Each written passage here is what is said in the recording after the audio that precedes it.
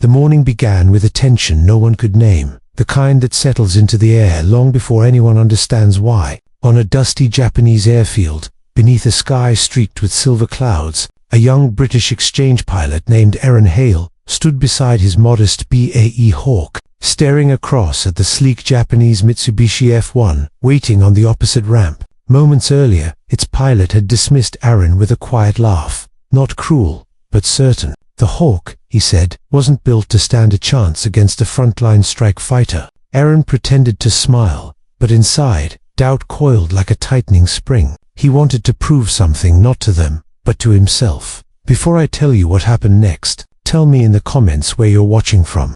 I love knowing who's listening. Aaron had always believed that the police limits others placed on him mattered far less than the ones he placed on himself. Yet, as he pulled on his flight gloves, he felt the weight of every whispered expectation. The Japanese pilots gathered nearby, murmuring among themselves, eyes drifting between the small Hawk and the larger F-1. Even the air seemed unsure, shifting in warm, restless currents, and Aaron wondered if today would mark the moment he finally rose or shattered. The two aircraft lifted off minutes later, climbing into a sky now bright with the sharp morning sun. Aaron felt the Hawk respond beneath him, light, eager, almost hopeful. The F-1 shot ahead with a confidence that bordered on arrogance, and for a moment, Aaron wondered if they had all been right. Maybe the Hawk really was out of its league. But something inside him whispered that courage wasn't measured in engine size or thrust. It was measured in resolve. The mock engagement began with a simple call, a breath, and then motion. The F-1 dove, fast, aggressive, controlled, but the Hawk turned tighter, far tighter than the F-1 pilot expected. Aaron felt the aircraft pull into the maneuver beautifully, fluidly, like the wings themselves trusted him. And suddenly, he was no longer behind. He was closing on the ground. Crews shaded their eyes, watching the two jets weave a pattern across the sky like predators circling the same prey. Murmurs turned into sharp whispers. No one moved, no one breathed, because something impossible was unfolding above them.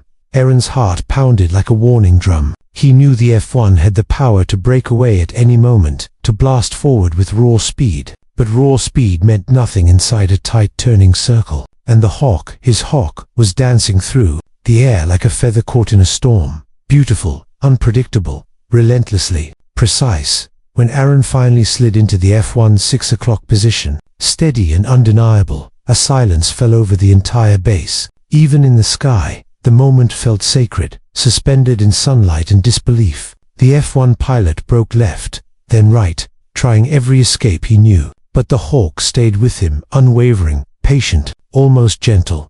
And that was the moment of moral tension. The moment Aaron realized he could humiliate the pilot beneath him. He could make him feel small in front of his own people. But something in Aaron resisted. Victory was one thing, cruelty was another.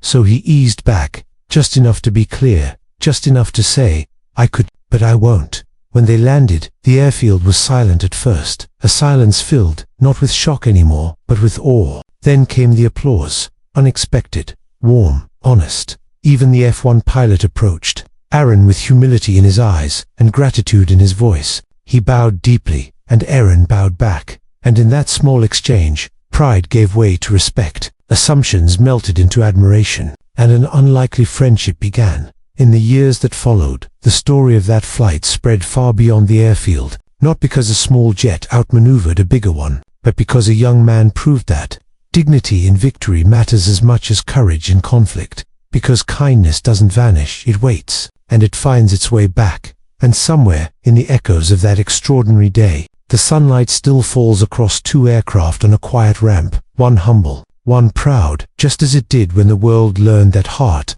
not horsepower, writes the final line. If you felt something in this story, share your thoughts below and subscribe for more stories that remind us why courage, quiet, steady courage still matters today. And remember, big moments don't require big machines, just big hearts.